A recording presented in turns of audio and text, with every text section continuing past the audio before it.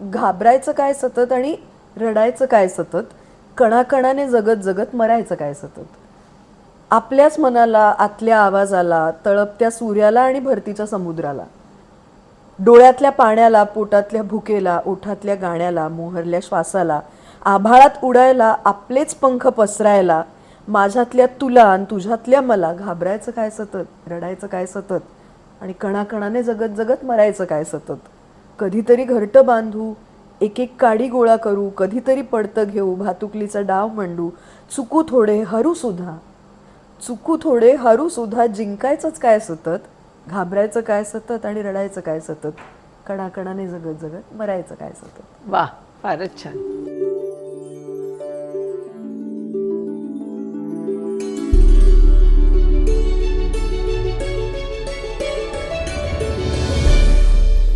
की स्पृहा जोशी अभिनय आणि कविता वाचन किंवा कविता करते याच्या व्यतिरिक्त अजून काय काय करते? थोडक्यात तुझ्या हॉबीज काय आहे? वाचायला खूप आवडतं मला, म्हणजे सतत ते एक चालू असतं, काही ना काहीतरी वाचन करत असते.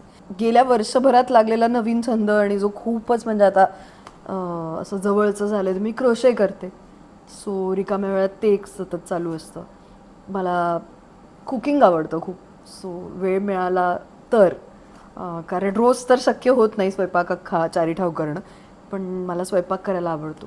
तू एक सिरियल पण कॉम्पेअर करायचीस, स्वयंपाकावरच होती ती, किचनची सुपरस्टार नावाचा कार्यक्रम होता आणि त्यात मंजिरी तुमच्या सुनबाई येऊन गेल्या आहेत त्या कार्यक्रमात. हो ना.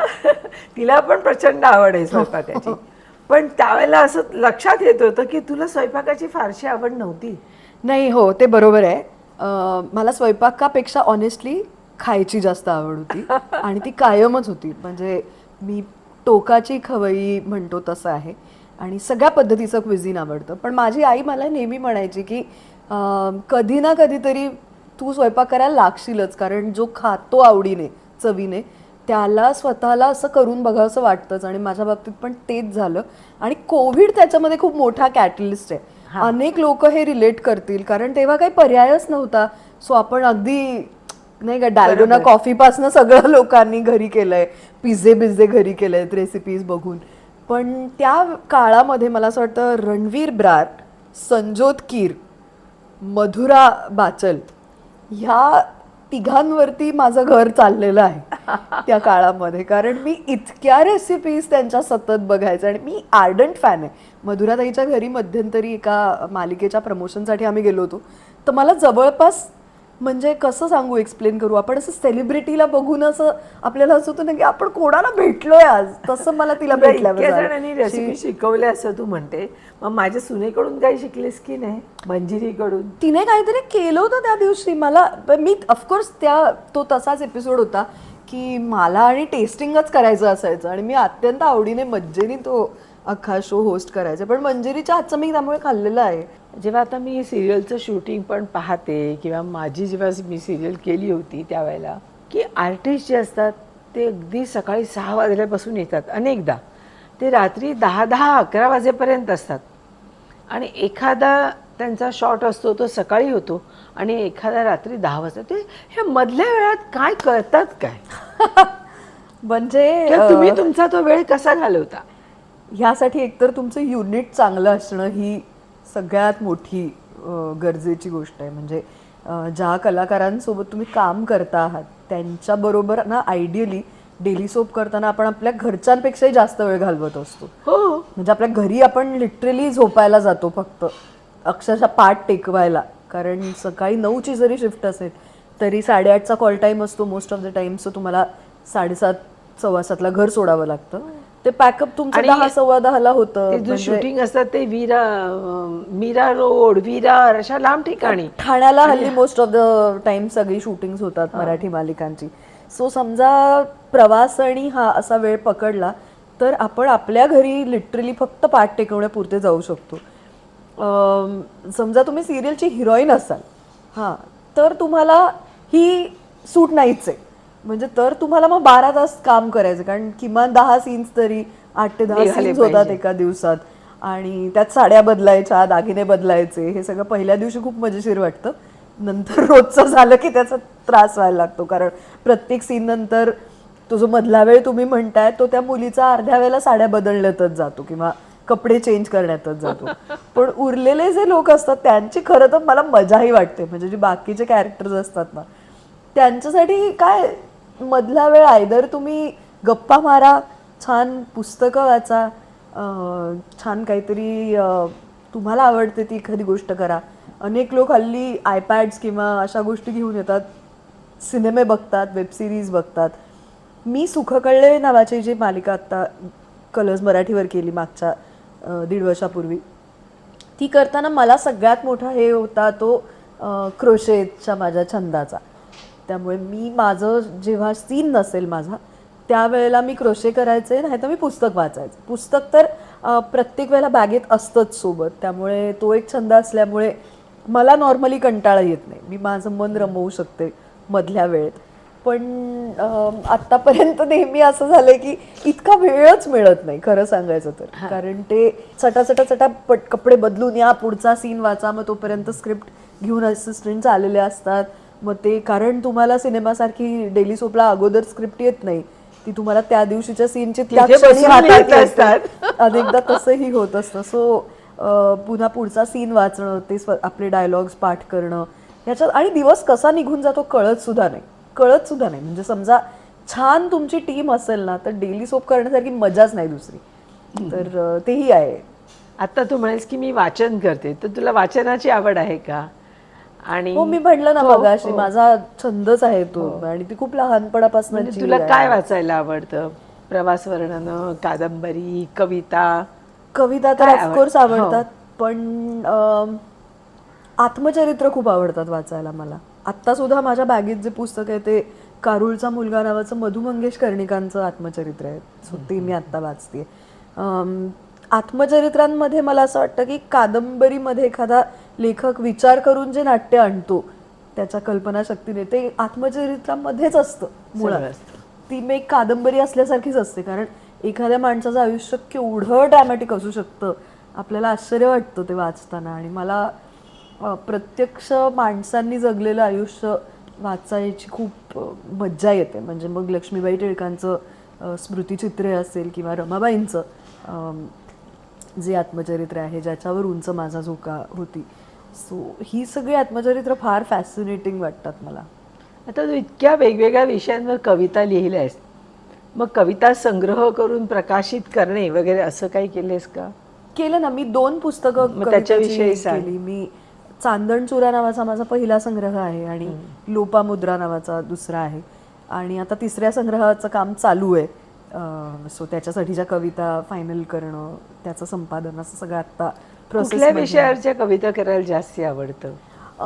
असं काही स्पेसिफिक नाही आहे मला. मी कधी असं बंधन नाही घालून घेतलं स्वतःवरती. पण एक आहे, आता पूर्वीच्या कवितांकडे आणि आताच्या कवितांकडे माझ्याच बघताना जो फरक जाणवतो, आताच्या कविता आहे जास्त अनुभवनिष्ठ कविता आहेत. जो अनुभव आपण थोडंसं लांबचं जे जग आहे त्यातल्या कविता करण्याचा अट्टाहास आता नाही होत. जसं पूर्वी कविता जेव्हा नुकती करायला लागले होते तेव्हा ती फेज असते की सगळ्यावर आपण लिहिलंच पाहिजे, आपण व्यक्त झालं पाहिजे, आपल्याला बोललंच पाहिजे, असा एक अट्टाहास सुरुवातीला होता. मग लक्षात आलं की प्रत्येक हेडलाईनची कविता होते असं नाही, आणि ती झाली तरी ती तितकी खरी उतरते असं नाही. मग तो अट्टाहास हळूहळू कमी होत गेला आणि मग जेव्हा सुचेल तसं असं लिहू लागले. ज्या गोष्टी मी अनुभवते माझ्या आसपास, ज्या गोष्टी मी पाहते, कधी फॅन्टसीचं विश्व असतं, कधी प्रेमकविता असतात, कधी निसर्ग कविता, पण त्या खूप त्या पॉइंटला त्या क्षणाला खऱ्या ठेवून लिहिलेल्या अशा कविता आहेत. कविता लिहिणारी व्यक्ती मला असं वाटतं की स्वप्नाळू असते. म्हणजे ती स्वप्नात जगत असते. हे कितपत खरं आहे की तुलाही असं काही तू स्वप्न पाहतेस का? आणि मग ते शब्द तू कागदावर उतरवतेस. ती प्रोसेस अशी डिकोड करणं मला थोडं अवघड जातं नेहमी. पण एक बेसिक अख्ख्या जगाकडे स्वप्नाळूपणे पाहण्याची वृत्ती असतेच. जसं मी मगाशी म्हटलं की एका अत्यंत आयडियल विश्वात जर का आपण जगत असतो तर मला आवडलं असतं पूर्ण असंच रमत जगायला. पण मला वाटतं ती परवानगी आपल्याला आपल्या आसपासचं विश्व देत नाही. कितीही तुम्ही कवी असाल आणि कवी म्हणून तुमचं आयुष्य तुम्ही व्यतीत करायचं ठरवलं असेल तरी तुम्हाला लौकिक अर्थाने जगाच्या ज्या जबाबदाऱ्या घ्याव्या लागतात त्या घ्याव्याच लागतात. चरितार्थाची जबाबदारी तुम्हाला घ्यावीच लागते, कुटुंबाची जबाबदारी तुम्हाला घ्यावीच लागते. या सगळ्यापासनं पळ काढून मी फक्त कविता करत राहिलो असं स्वप्नात कुठल्याच कवीला सुद्धा जगता येत नाही. त्यामुळे त्या दोन्ही डगरींवरती पाय ठेवून सांभाळूनच आपल्याला त्या गोष्टी करणं आहे. फक्त मी मगाशी जसं म्हटलं ते मी माझ्या परीने तो प्रामाणिकपणा जपायचा माझ्या कवितेमध्ये प्रयत्न करत आले आत्तापर्यंत तरी, की जो अनुभव आहे आपला, शक्यतो आपलं जे विश्व आहे त्याच्या अवतीभोवती आपण काय बघतो किंवा ते जग आपल्याला काय देतंय त्याच्यानुसार ती कविता येत जावी. आता कविता लेखनाबरोबरच तू कथा लेखन, ललित लेखन किंवा कादंबरी लेखन ते पण करतेस का? मी कधीच अजून वेगळा कुठलाही फॉर्म केला नाहीये. ललित लेखन थोडंसं मी केलंय. त्याचं कारण म्हणजे 2-4 वर्षांपूर्वी मी कॉलम लिहित होते वर्तमानपत्रामध्ये, तर त्या कॉलमच्या निमित्ताने मी ते लेखन केलं, पण ते कुठे प्रकाशित नाही केलं कधी. ब्लॉग आहे माझा कानगोष्टी नावाचा, त्या ब्लॉगवरती मी ते टाकत जायचे जशी जशी आर्टिकल्स येत जायची तशी. पण मुळात आहे असं की माझा मुख्य व्यवसाय हा अभिनय आहे आणि लेखन ही माझं म्हणजे काय म्हणतो हा माझा छंद आहे. त्यामुळे त्याचा व्यवसाय करणारे लोक, लेखन हा जाणीवपूर्वक व्यवसाय म्हणून करणारे लोक त्याला जितका वेळ देऊ शकतात तितका मी देऊ शकत नाही आता कामाच्या बाकीच्या धबडग्यामध्ये. त्यामुळे जसं वेळ मिळेल तसं इतर लिखाण चालू असतं. पण बाकी फॉर्म्सला ना एक पेशन्स लागतो. हो, कादंबरी लिहिणं म्हणजे बैठक लागते त्या गोष्टीला. ती बैठक तितका पेशन्स माझ्याकडे अजून नाहीये तयार झालेला. सो कवितेचं काय छान आहे, मला सगळ्यात काय आवडतं की कल्पना कधीतरी तुमच्या अचानक डोक्यात येते, ध्यानीमनी नसताना कधी कधी काहीतरी सुचतं, अचानकपणे तुम्हाला स्पार्क काहीतरी जाणवतो आणि मग तुम्ही पटकन लिहून मोकळे होता. त्याच्यातनं तुम्ही त्या क्षणी बाहेर पण येतात. जशी एखादी कविता तुम्ही लिहून टाकता, कधी कधी असं होतं नुसती एक ओळ सुचते किंवा एखाद्या शब्दावरून सुद्धा म्हणजे 4 ओळी सुचतात. त्या आता मोबाईलचा फायदा असा आहे की आपण पटकन नोट डाऊन करून ठेवतो, पण त्या 4 ओळींची कविता आपल्याला 2 वर्षांनी पण सुचू शकते. माझ्या अशा अनेक कविता आहेत किंवा अशा अनेक ओळी मला सुचलेल्या मी टिपून ठेवल्यात की कधीतरी याच्यावरती पुढे कविता करू. मग असं झालं की अरे 1-1.5 वर्षांनी की अरे ह्याच्यावरती आपल्याला आता काहीतरी सुचतं असं म्हणून मग तेव्हा एकटा किती कविता लिहिली जाते. पण मुद्दा हा आहे की त्याच्यासाठी तुम्हाला बैठक मारून बसावं लागत नाही. ती जाता येता गाडीत पण ती लिहिली पटकन जर सुचलं तर त्या मोमेंटची ती गंमत आहे. तर ती तुम्हाला अडकवून नाही ठेवत कविता तिच्यामध्ये. सो मला असं वाटतं की फॉर्म म्हणूनही कदाचित तो मला आवडला. तू अशा अनेक कविता केल्यास, तर त्यातल्या 2-4 माझ्या दर्शकांना ऐकव बरं. मी छोट्या छोट्या ऐकवते. हो, छोट्या रिसेंटली एक कविता केली होती की घाबरायचं काय सतत आणि रडायचं काय सतत. आसपासचं वातावरण ना, एस्पेशली कोविड नंतर अमृता ते तुमच्या लक्षात आलं असेल, आपण पण मगाशी घाबरलो होतो म्हटलं की आपण सगळेच किती घाबरलेलो होतो किंवा किती वेगवेगळ्या पद्धतीने त्याने त्या आजाराने किंवा ते जे काही झालं त्या काळामध्ये, लॉकडाऊन असेल, एकटेपणा अनेक लोकांना जाणवायला लागला. ओव्हरऑल घाबरून घाबरून जगायची प्रवृत्ती आपल्या आसपास अचानक खूप जास्त वाढली त्याच्यानंतर. तर त्याच्यावरती लिहिलं होतं की घाबरायचं काय सतत आणि रडायचं काय सतत, कणाकणाने जगत जगत मरायचं काय सतत. आपल्याच मनाला, आतल्या आवाजाला, तळपत्या सूर्याला आणि भरतीच्या समुद्राला, लहानग्यांच्या हाकेला, थोरांच्या आशीर्वादाला, भोवतालच्या शांततेला, निसर्गाच्या हाकेला घाबरायचं काय सतत आणि रडायचं काय सतत, कणाकणाने जगत जगत मरायचं काय सतत. डोळ्यातल्या पाण्याला, पोटातल्या भुकेला, ओठातल्या गाण्याला, मोहरल्या श्वासाला, आभाळात उडायला, आपलेच पंख पसरायला, माझ्यातल्या तुला आणि तुझ्यातल्या मला घाबरायचं काय सतत, रडायचं काय सतत आणि कणाकणाने जगत जगत मरायचं काय सतत. कधीतरी शिकू ना ओझं झुगारून द्यायला, कधीतरी शिकू ना ओझं झुगारून द्यायला, कधीतरी शिकू ना स्वच्छ मोकळं हसायला, कधीतरी घरटं बांधू एक एक काडी गोळा करू, कधीतरी घरटं बांधू एक एक काडी गोळा करू, कधीतरी पडतं घेऊ भातुकलीचा डाव मांडू, कधीतरी घरटं बांधू एक एक काडी गोळा करू, कधीतरी पडतं घेऊ भातुकलीचा डाव मांडू, चुकू थोडे हरू सुद्धा, चुकू थोडे हरू सुद्धा जिंकायचंच काय सतत, घाबरायचं काय सतत आणि रडायचं काय सतत, कणाकणाने जगत जगत मरायचं काय सतत. वा, फारच छान. ओव्हरऑलच आसपास ज्या गोष्टी मी म्हटलं ना की आपण जे बघतोय आत्ता हो. आणि जे माझ्यापर्यंत पोहोचतंय त्या गोष्टी जितक्या जास्त कवितेत लिहिता येतील तितकं लिहायचा प्रयत्न करत असते. आमची पिढी एस्पेशली, तुम्ही खरं तर त्या मनाने लकी पिढीचा आहात असं मला वाटतं, कारण तुम्ही सगळे ट्रान्झिशन्स पाहिली. अगदी अगदी बरोबर. म्हणजे काहीच कम्युनिकेशनचं साधन नसल्यापासनं ते आता कम्युनिकेशनच्या साधनांचा भडीमार भडीमार झालाय. ओव्हरफ्लो होईपर्यंत सगळं तुम्ही पाहिलं. आणि ती ही पिढी आहे जिने ते अडॅप्टही केलं खूप चांगल्या पद्धतीने. तर मला फार भारी वाटतं तुम्हा सगळ्यांकडे बघताना. म्हणजे माझे आई बाबा असतील किंवा फॉर दॅट मॅटर माझी आजी पण मला या बाबतीत ग्रेट वाटते, कारण ती आता 89 वर्षाची आहे, पण ती फेसबुक वापरते, ती व्हॉट्सॲप वापरते. सो ती आउटडेटेड नाही झाली. तिने या सगळ्या पिढीबरोबर खूप छान जुळवून घेतलं आमच्या पिढीबरोबर. पण माझ्या पिढीचा गोंधळ हा आहे की त्या इन्फॉर्मेशनच्या किंवा त्या ओव्हरफ्लोला सगळ्या तोंड कसं द्यायचं हे आम्हाला कळतच नाही. आम्ही अजूनही ते फिगर आउट करतोय.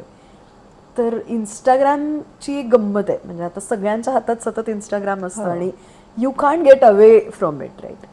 तर सगळं आपलं आयुष्य त्या इंस्टाग्रामने इतकं असं काचून व्यापून टाकलेलं आहे, गेलंय. व्यापून टाकलंय. तर त्याच्यावरती एक कविता केली होती, ती ऐकवते की कशासाठी, पोटासाठी, इंस्टाग्रामच्या स्टोरीसाठी. म्हणजे सगळं काही, म्हणजे हॉटेलमध्ये गेलो तरी पहिला घास घ्यायच्या आधी आपल्याला स्टोरी टाकायची असते फोटो काढून. तर ती या गोष्टीवरची कविता आहे की कशासाठी, पोटासाठी, इंस्टाग्रामच्या स्टोरीसाठी, कशासाठी, पोटासाठी, इंस्टाग्रामच्या स्टोरीसाठी, प्रेम झालं, ब्रेकअप झालं, कोण लागलं कोणापाठी, गाणं झालं, नाच झाले, चित्र, शिल्प, काव्य झाली. म्हणजे इंस्टाग्रामवरती विविध गुणदर्शन आहे ना, तिथे सगळ्यांना सगळं कसं येतच असतं आणि दाखवायचं पण असतं आपल्याला की आपल्याला सगळंच येतंय. सो गाणं झालं, नाच झाले, चित्र, शिल्प, काव्य झाली, स्वयंपाक झाले, प्रवास झाले, माणसं हॅपी हॅपी झाली. गाणं झालं, नाच झाले, चित्र, शिल्प, काव्य झाली, स्वयंपाक झाले, प्रवास झाले, माणसं हॅपी हॅपी झाली. वर्कआउट केलं, फोटो झाला, पार्टी झाली, फोटो झाला. वर्कआउट केलं, फोटो झाला, पार्टी झाली, फोटो झाला. सख्खा आणि जिवलग सुद्धा थ्रोबॅकमधली स्टोरी झाला. वर्कआउट केलं, फोटो झाला, पार्टी झाली, फोटो झाला. सख्खा आणि जिवलग सुद्धा थ्रोबॅकमधली स्टोरी झाला. सण झाले, वार झाले, वाढदिवसाचे टॅग झाले. सण झाले, वार झाले, वाढदिवसाचे टॅग झाले. कामधाम सोडून सगळे ऑनलाईन दुकान झाले. आता आम्ही ॲक्टर्स आहोत, सो आमच्या प्रोफेशनच्या दृष्टीनेही हे किती महत्त्वाचं होऊन बसले की रील्स हवी, फॉलोअर्स हवे, व्ह्यूज हवे, पैसा हवा. ब्रँड्स येत राहतात आमच्याकडे प्रमोशनसाठी.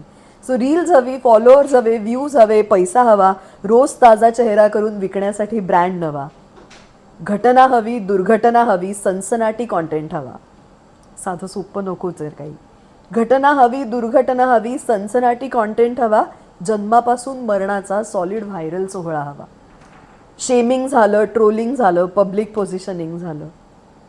शेमिंग झालं, ट्रोलिंग झालं, पब्लिक पोझिशनिंग झालं. जगणं गेलं लाईव्ह आणि साधं मरणं महाग झालं. कष्ट नकोत, अभ्यास नको, नाविन्याची आस नको. कष्ट नकोत, अभ्यास नको, नाविन्याची आस नको. सगळं रंगीत, सगळं पॉझिटिव्ह, खऱ्याचा हा व्यास नको. कठीण झालंय बाद केव्हाच आम्ही पळतोय सोप्या पाठी. कठीण झालंय बाद केव्हाच आम्ही पळतोय सोप्या पाठी. तिशी पार होता होताच बुद्धी झाली आमची नाठी. कशासाठी, पोटासाठी, इंस्टाग्रामच्या स्टोरीसाठी. प्रेम झालं, ब्रेकअप झालं, कोण लागलं कोणापाठी, इंस्टाग्रामच्या स्टोरीसाठी. वा, अगदी वास्तववादी दर्शन ह्याच्यात देते सध्याचं. इतकं सगळं झाल्यानंतर मला असं एक मनात येते, समज अचानक तुझ्या समोर विद्याताई आल्या, रीमा लागू आली आणि रमाबाई आल्या, तर तुझी काय रिॲक्शन असेल? अगदी थोडक्यात सांग, प्रत्येकाच्या बाबतीत. ह्या तिन्ही बायकांनी माझ्या आयुष्याच्या वेगवेगळ्या वयात, वेगवेगळ्या टप्प्यावर मला इतकं प्रभावित केलं आहे आणि एवढी भुरळ घातली आहे की एक तर तिघी आल्या म्हणजे जेव्हा कधी कशाही स्वरूपात दिसल्या तर मला पराकोटीचा आनंद हीच पहिली भावना असेल त्यांच्या प्रती, किंवा जाऊन तिघींनाही कडकडून मिठी मारावी हेच पहिलं फिलिंग असेल आय थिंक. विद्याताई ह्या अशा शिक्षिका होत्या ज्यांना आम्हाला कधी म्हणजे त्यांच्याकडे आम्ही शिक्षिका म्हणून पाहिलंच नाही किंवा त्यांनी सुद्धा तो एक आदरापोटी सुद्धा जो एक पडदा येतो ना किंवा एक जे डिस्टन्स तयार होतं ते येऊच दिलं नाही. विद्याताई ह्या अशा व्यक्ती होत्या ज्यांच्याशी कधी कुठलीही गोष्ट एखाद्या मैत्रिणीला आपण सांगू तशी आम्ही सांगू शकायचो आणि ते आम्ही सांगितलेले अनेकदा त्यांच्याकडे. त्यांना भेटले तर त्यांना हेच विचारेन की आयुष्याच्या म्हणजे आयुष्यभर त्यांनी लहान मुलांसाठी काम केलंच, कुठल्याही पद्धतीची अपेक्षा न ठेवता, स्वतःचे पैसे मोडून स्वतःचे पैसे घालून त्या मुलांना वेगवेगळ्या पद्धतीचे अनुभव देण्यासाठी मला वाटतं विद्यार्थ्यांनी आमच्यासाठी जितकं केलं तितकं कदाचित कोणी नसतं करू शकलं. तर आत्ता म्हणजे आजारी बेडरिडन असताना सुद्धा त्या मला मेसेज करायच्या की आपल्याला लहान मुलांचं पोरांसाठी वर्कशॉप करायचा आहे, तू विचार कर आपल्याला काय करता येईल. आत्ताही त्यांना हे वाटत होतं की आपण केलं पाहिजे मुलांसाठी, मुलांना नाटक कळलं पाहिजे, मुलांना गाणं कळलं पाहिजे, मुलांना नाटकातले खेळ कळले पाहिजे, त्यांना गंमत कळली पाहिजे.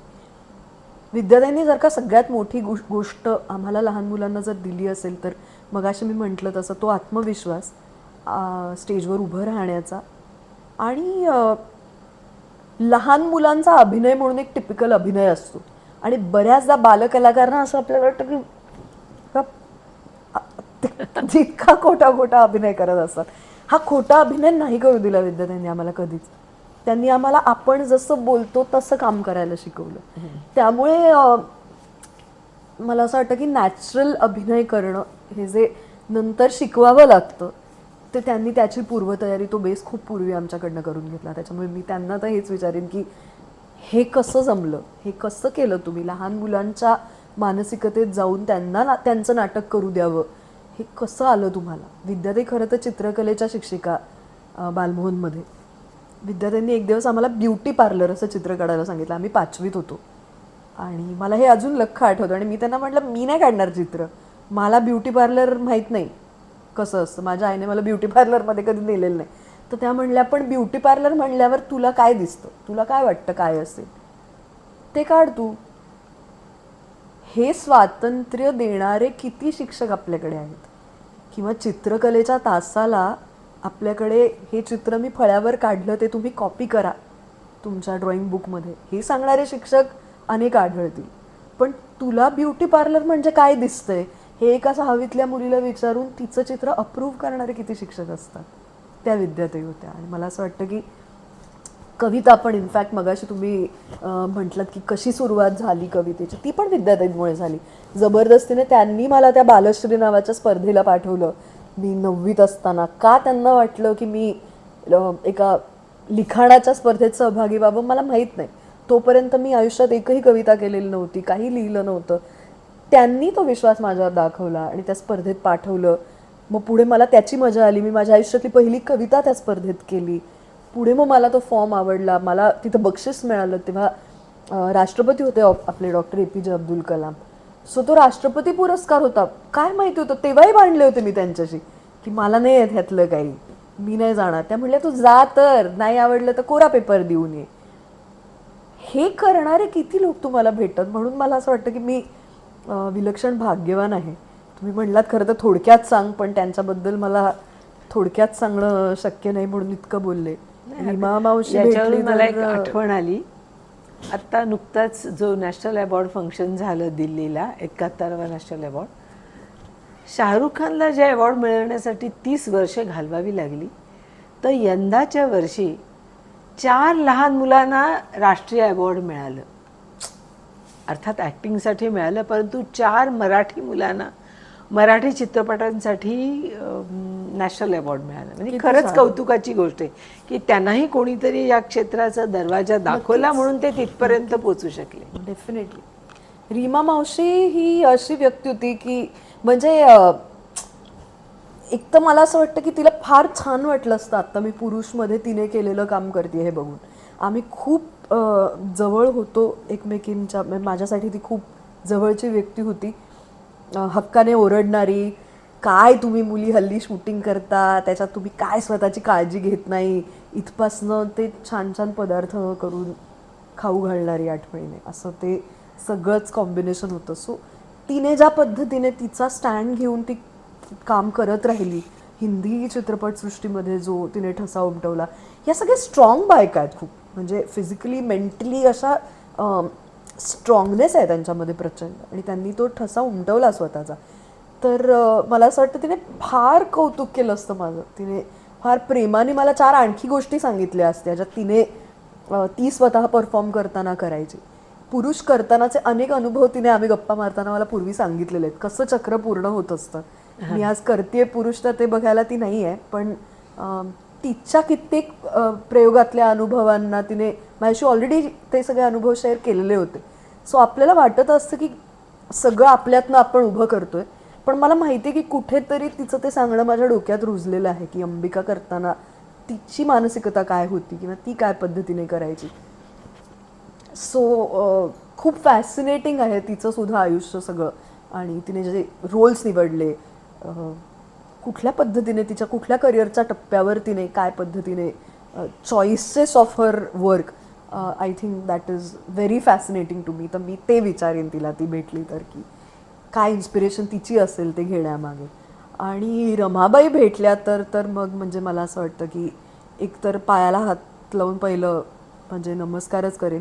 मी हा अनुभव घेतला आहे की जेव्हा उंच माझा झोका चालू होती, आजही अनेक घरं आहेत पुण्यामध्ये ज्या घरांमध्ये देव्हाऱ्यामध्ये देवांच्या सोबतीने न्यायमूर्ती महादेव गोविंद रानडे आणि रमाबाई रानडे यांच्या तसबिरी आहेत. सो इतकं देवत्व मिळालेली ही माणसं आहेत. आणि माझ्या विक्रमच्या पाया पडलेत लोक रस्त्यात की रमाबाई आणि माधवराव म्हणून. तेव्हाही असं सरकायला व्हायचं की कळायचं ऑफकोर्स की हा नमस्कार आपल्याला नाही आहे, हा त्यांना आहे, पण ते माध्यम होण्याची संधी त्यांच्यामुळे आपल्याला मिळाली, हे किती मोठं भाग्य आहे. सो मला असं वाटतं की ह्या अशा व्यक्तिरेखासुद्धा आयुष्यात येणं, त्यांनी पण आपण घडत जातो कुठेतरी माणूस म्हणून. आणि ती बाई तिच्या काळाच्या फार पुढची बाई होती, फारच पुढची. म्हणजे त्यांचे विचार आणि त्यांनी ज्या पद्धतीने स्वतःच्या टर्म्सवरती आयुष्य त्या जगल्यात ते अत्यंत धाडसी. आणि याच्यात कुठेही कुणालाही एका शब्दानेही न दुखावता ही जी इनर स्ट्रेंथ त्यांनी आणली असेल ती कुठून आणली असेल, हे मला हा कायम पडत आलेला प्रश्न आहे. सो मी त्यांना तर हेच नक्कीच विचार. आज तुला या अमृता फिल्मच्या 1 on 1 या कार्यक्रमात येऊन माझ्या दर्शकांना काय सांगायचं असेल ते सांग. काय सांगू, एकतर खरंच आपल्या गप्पा खूप छान झाल्या. अनेक ठिकाणी जे मी आधी बोलले नाही आहे ते या निमित्ताने सांगता आलं, शेअर करता आलं. सो काय सांगू, म्हणजे अशाच पद्धतीच्या व्यक्तिरेखा येत राहाव्यात, त्या लोकांनी स्वीकाराव्यात, ती संधी द्यावी ॲक्टर्स म्हणून आम्हाला. कारण बऱ्याचदा सोशल मीडियामुळेही हल्ली असं होतं की पटकन लोक कमेंट करून मोकळे होतात की आम्हाला असं तुम्हाला नाही आवडत बघायला वगैरे. पण ॲक्टरची ग्रोथ जर का त्याने वेगवेगळ्या भूमिका केल्या नाहीत तर होऊ शकत नाही. सो आणि मला हेही सांगायला आवडेल की मराठी आपले जे प्रेक्षक आहेत तो इतका चांगला प्रेक्षक वर्ग आहे ना, इतका ओपन असलेला प्रेक्षक वर्ग आहे खरं तर. त्यांना जाण आहे चांगल्या वाईटाची, पारख आहे. ते पारखून घेतात आणि मग प्रेम करतात. तर आत्तापर्यंत त्यांनी ते प्रेम केलेलं आहे माझ्यावरती, ते तसंच कायम राहावं आणि वेगवेगळ्या भूमिकांमधनं त्यांना भेटता यावं एवढीच इच्छा आहे.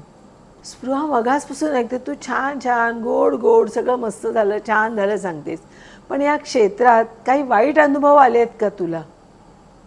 मी खरं सांगते, मला काहीही वाईट अनुभव आलेला नाही. कारण खूप जणांना वाटतं चित्रपट क्षेत्र म्हणजे वाईट असतं, मुलींनी कसं तिथे काम करायचं. आता तुम्ही दिवसा जाता, रात्री खूप लेट परत येता, तर कधीही काही नाही, हे क्षेत्र अतिशय सुंदर आहे, फार छान आहे इथे काम करायला, सगळ्या मुली इथे काम करू शकतात, अगदी सेफ असं मला तरी वाटतं. आता तू त्याच्यावर काय सांगशील? मला कधीच वाईट अनुभव आलेला नाही. नाही, तेच म्हणजे किती सेफ आणि चांगले आहे ते सांग. मला आपल्याला अजून नवीन नवीन कलाकार मिळतील. नाही, कलाकार येतच राहतात त्या क्षेत्रामध्ये आणि प्रत्येक क्षेत्रातच असुरक्षितता असते. आज कॉर्पोरेट क्षेत्रामध्ये सुद्धा आवर्स तितकेच तुम्हाला द्यावे लागतात, किंवा तुमचा स्वतःचा बिझनेस असेल, व्यवसाय असेल, तरी सुद्धा तुमच्याकडनं तितकेच तास देण्याची अपेक्षा असते. एक आहे या क्षेत्रामध्ये, कारण हे मेक बिलीव्हचं क्षेत्र आहे, तुम्हाला स्वतःला तयार करावं लागतं की कशा पद्धतीने तुम्ही अप्रोच करताय लोकांना, काय पद्धतीने तुम्ही तुमची पर्सनॅलिटी डेव्हलप करताय. आणि दुसरी गोष्ट, तुमच्या घरच्यांचा तुमच्यावर विश्वास असायला लागतो. हेही 100% खरं आहे. कारण ॲक्ट करताना जेव्हा तुम्ही एक वेगळं कॅरेक्टर असता, तेव्हा स्त्री पुरुष संबंधांचं सुद्धा तुम्हाला तिथे वेगवेगळ्या पद्धतीचं चित्रण असतं. यामध्ये समजा तुमच्या सोबतची माणसं, तुमच्या घरचे असतील, तुमचा जोडीदार असेल, पार्टनर असेल, हे समजा तुमच्यासोबत सिक्युरिटी त्यांच्या डोक्यात असेल किंवा ते समजा सिक्युअर्ड असतील, तुम्ही समजा सिक्युअर्ड असाल, कम्फर्टेबल असाल तुमच्या स्वतःबरोबर, तर मला वाटतं हे फार उत्तम क्षेत्र आहे आणि कोणीच तुम्हाला मुद्दाम त्रास देत नाही, असा माझा तरी अनुभव आहे. म्हणजे आणि मी पुन्हा एकदा, मी लकी आहे, आयुष्यात चांगली माणसं भेटत गेली त्यासाठी. मी लकी आहे, मला सपोर्टिव्ह सहकलाकार मिळत गेले त्यासाठी, समजूतदार सहकलाकार भेटत गेले त्यासाठी, उत्तम संधी मिळत गेल्या त्याच्यासाठी. हां, तक्रार काहीच नाही आहे का, तर आहे.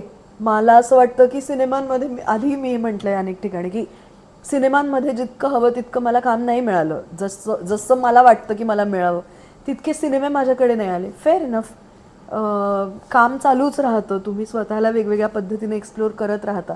सो अप अँड डाऊन्स होत राहतात, पण त्यालाही तुम्हाला तयार करायलाच लागतं. आणि बेसिक गोष्ट इज युअर पॅशन. जे नवीन येत आहेत आपण म्हणतोय त्यांच्या नवीन मुलींसाठी तुझं हेच सांगणं असेल. हा, म्हणजे फक्त ग्लॅमर बघून येत असाल तर येऊ नका, कारण ते पटकन संपतं, ओसरतं. तुम्ही आउट ऑफ एवढेच कष्ट घ्यावे लागतात. Out of mind, out of site होण्याचे चान्सेस खूप जास्त असतात. तर तुम्हाला टिकून राहून काम करायचं असेल तर बेसिकली तुम्हाला हा प्रश्न स्वतःला विचारायला पाहिजे की तुम्ही तितके पॅशनेट खरंच आहात का. म्हणजे ॲक्टिंग नाही तर मला दुसरं काही जमणारच नाही असं आहे का तुमचं, का मल्टिपल गोष्टी असं वाटतं की हेही करून बघू, हेही करून बघू.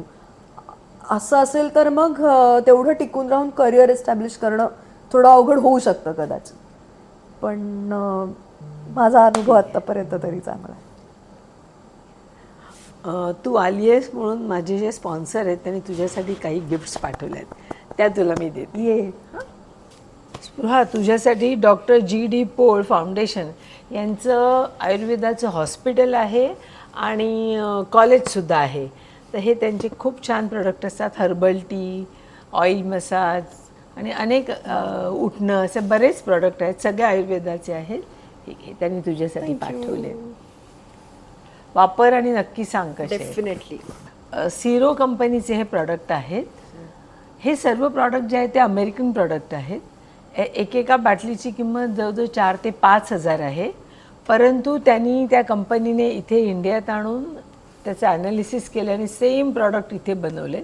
तर इथे 400 ते 500 रुपयात विकले जातात. ओके. आणि असे जवळजवळ 250 प्रॉडक्ट त्यांचे आहेत. सगळे ॲमेझॉनवर उपलब्ध आहेत.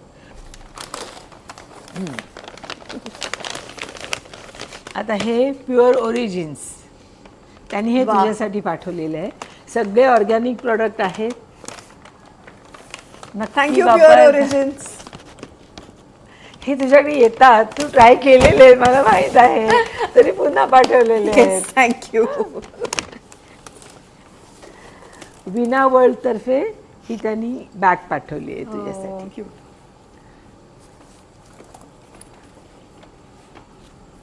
हे एक पुस्तक आहे, बिकमिंग यू. तुला वाचनाची खूप आवड आहे आणि हे पुस्तक तुला खूप उपयोगी पडेल. Thank you so much.